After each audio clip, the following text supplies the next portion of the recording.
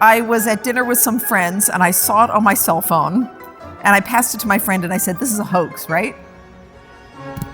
She looked at it, she said, "I don't think so. I think you better answer this email." What I like about it is, my little field of cognitive science is a pretty small field. It's not as fancy and big as biology or physics, where all the big famous prizes go. So it's so nice to have a big prize for cognitive science. Well, lots of my colleagues make fun of me for thinking the brain is a bunch of tiny little round, isolated pieces. And of course, that's not the case. The brain is a network. All the bits are connected to each other. Mental activity takes place in lots of different parts of the brain that are all talking to each other. Nonetheless, if you look at the cortex, that's the outer surface of the brain, that's the outer sheet where all the work is done, you find that different parts are remarkably specialized. What I love about this work is that I think the regions that we're finding, they're present in pretty much everybody. So I think we're sort of discovering a kind of human nature in a way. It's kind of a portrait of the pieces of the human mind. And so to me, this is just a very general picture of what it means to be a human being, is we have these specialized bits and everyone has the same ones.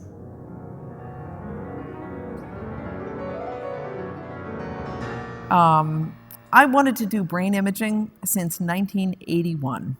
That was the year the first brain imaging study of human visual cortex was done. It was published on the cover of Science. I was a first-year graduate student, and I saw that image and I thought, I want to do that. At the time, I was trying to do cognitive psychology, which is kind of like trying to understand how a car works just by driving it around. And so psychologists have been so clever to reach deep insights about how the mind works just by giving people tests and measuring accuracy and reaction time.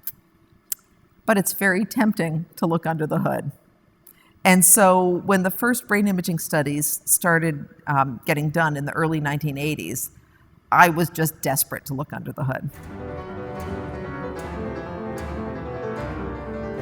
And what we show is that you scan any normal person. You pop them in the scanner, and you can find all the corresponding bits in their brain by finding what turns on when you do different things. And so we find, just as you can have a specific loss in your ability to recognize faces, if you have damage right there, if you go in a scanner and you look at faces, you activate that region right there. And both kinds of evidence are important. The activation we can show in any normal person, and the evidence from brain damage is, in a way, even more important. It shows that region is causally involved in face perception. It's not just that it turns on when you see faces, it's that you need it to see faces. Finding little bits of brain that do specialized things, it's cool, it's fun, I love it. But it is just the barest beginning, right? So if we find a part of the brain that responds selectively to music, that's our latest, coolest thing. That's awesome. Okay, but that doesn't tell us how does it respond to music, what is it doing with music, and so there are lots and lots of wide open questions. How does it evolve? Presumably music is uniquely human. How did humans come to get this patch of brain? How does it develop in infants? Is it there at birth? So there's a vast expanse of wide open questions that we don't have answers to. So what we've learned so far is super exciting, but it barely scratches the surface of understanding the human brain.